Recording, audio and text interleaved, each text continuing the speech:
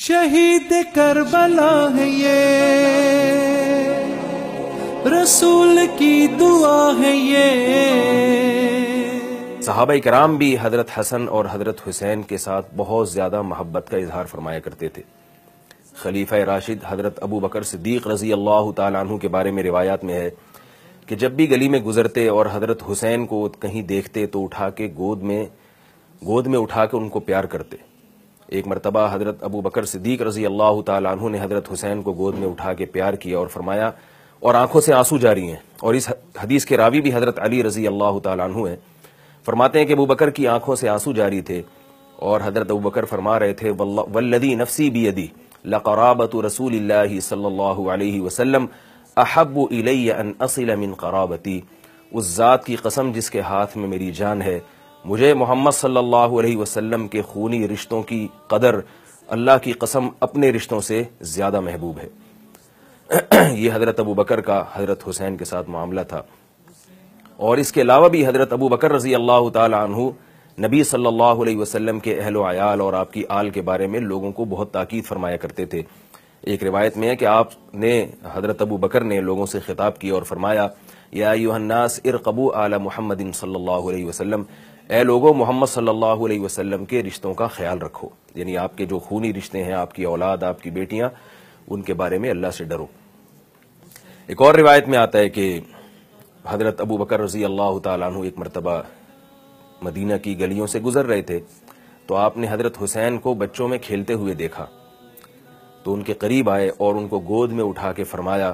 Be ابی شبیہ من نبی صلی اللہ علیہ وسلم لا بعلی۔ حضرت علی قریب میں موجود تھے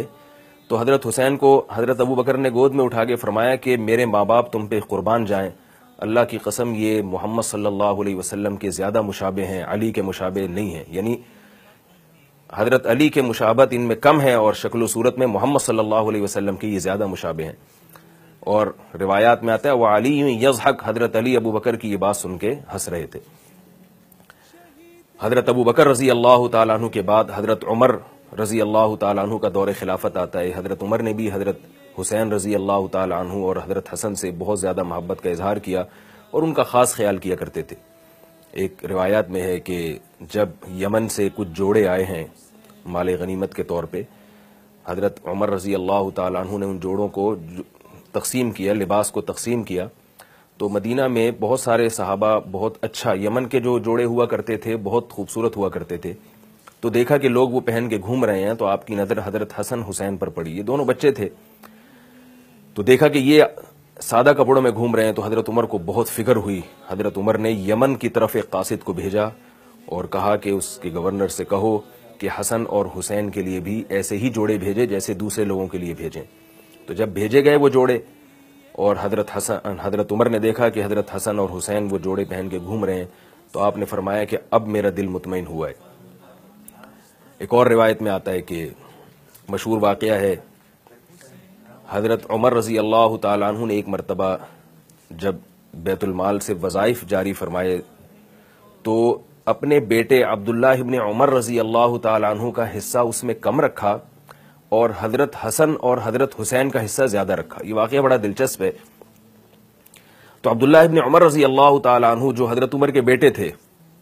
انہوں نے اپنے والد پر یہ اعتراض کیا کہ اے میرے والد محترم، میں نبی صلی اللہ علیہ وسلم کے ساتھ بہت ساری جنگوں میں شریک رہا ہوں، حضرت حسن اور حسین تو اس وقت بہت چھوٹے تھے، تو میرا حق زیادہ بنتا ہے کہ مجھے اس وظیفے میں زیادہ حصہ دیا جائے۔ حضرت عمر نے جو جواب دیا وہ بڑا ہی دلچسپ، فرمایا ہے میرے بیٹے، اے ابن عمر، ہل ابوک مثل ابیہما وہل امک مثل امیہما وہل جدک مثل جدہما، تو بتا کہ کیا تیرا باپ ان دونوں کے باپ جیسا ہے،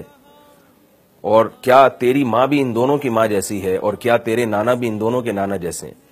یعنی یہ تین فضیلتیں ان دونوں کو حاصل ہیں تو جو تجھے حاصل نہیں ہیں۔ ایک تو یہ کہ تیرا باپ، ان دونوں کے جو والد ہیں وہ تیرے والد سے افضل ہیں۔ یہ حضرت عمر کی تواضع تھی کہ حضرت علی کو اپنی ذات پر ترجیح دیا کرتے تھے، اور ان کی والدہ تیری والدہ سے افضل ہیں، اس میں تو کوئی شبہ نہیں ہے۔ حضرت فاطمہ کا مقام وہ حضرت عمر کی اہلیہ کے مقام سے کئی گنا زیادہ ہے، اور ان کے نانا تیرے نانا جیسے نہیں ہیں، یعنی ان کے نانا تو محمد صلی اللہ علیہ وسلم ہیں، اور تیرے نانا محمد صلی اللہ علیہ وسلم نہیں ہیں۔ تو اس بنیاد پر بھی حضرت عمر نے حضرت حسن اور حضرت حسین کو فضیلت دی، اور حضرت عمر رضی اللہ تعالیٰ عنہ کے بارے میں علامہ ابن تیمیہ رحمہ اللہ نے یہ بات خصوصیت سے ذکر کی ہے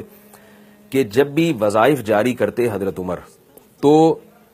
حضرت عمر کی عادت تھی کہ جو دین میں پہل، یعنی جو دین میں مقدم ہیں ان کو زیادہ وظائف دیا کرتے تھے، جو مؤخر ہیں ان کو کم دیا کرتے تھے۔ لیکن اس میں حضرت عمر رضی اللہ تعالیٰ عنہ نے آل رسول کو سب سے زیادہ مقدم کیا ہے، سب سے زیادہ مقدم، اور اپنا نمبر بہت بعد میں رکھا ہے۔ آل رسول، آل بیت محمد صلی اللہ علیہ وسلم کی آل اولاد کو آپ تمام صحابہ پر وظائف کے معاملے میں ترجیح دیا کرتے تھے۔ یہی وجہ ہے کہ حضرت ابو بکر اور حضرت عمر سے ان دونوں حضرات کو، حضرت حسن اور حضرت حسین کو بھی بے پناہ محبت تھی، اور کوئی بھی ان کی شان میں اگر گستاخی کی کوشش کرتا تو حضرت حسن اور حضرت حسین اس کو جواب دیا کرتے تھے۔ ایک روایت میں آتا ہے کہ عراق سے کچھ لوگ آئے شرپسند، اور حضرت حسین کے سامنے حضرت ابو بکر اور حضرت عمر کی برائی بیان کرنے لگے۔ تو حضرت حسین رضی اللہ تعالی عنہ نے فرمایا کہ تم لوگ جو ابو بکر اور عمر کی برائی بیان کر رہے ہو، تو مجھے یہ بتاؤ کہ قرآن مجید میں 3 قسم کے مسلمانوں کا بیان ہے، چوتھی قسم کوئی بھی نہیں ہے۔ ایک قسم تو وہ ہے جن کے بارے میں قرآن فرماتا ہے والذین ہاجروا فی سبیل اللہ واخرجوا من دیارہم، وہ مسلمان جنہوں نے ہجرت کی اور ان کو اپنے گھروں سے نکالا گیا۔ تو فرمایا کہ بتاؤ ابو بکر اور عمر ان میں سے ہیں یا تم ان میں سے ہو؟ ان لوگوں نے کہا ہم ان میں سے نہیں ہیں، ابو بکر عمر ان لوگوں میں سے ہیں جن کو گھروں سے نکالا گیا۔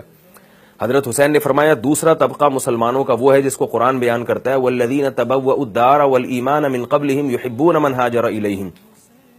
وہ انصار صحابی جنہوں نے مہاجرین کے ساتھ مدد کی، مہاجرین کو ٹھکانہ دیا۔ تو کیا تم ان انصار میں سے ہو؟ وہ عراق سے جو فتنہ پرست لوگ آئے ہوئے تھے انہوں نے کہا نہیں، ہم ان میں سے بھی نہیں ہیں۔ حضرت حسین نے قرآن کی تیسری آیت تلاوت کی، فرمایا ایک طبقہ تو قرآن میں مسلمانوں کا وہ بیان کیا جنہوں نے ہجرت کی، گھر بار چھوڑا، دوسرا طبقہ قرآن نے وہ بیان کیا ہے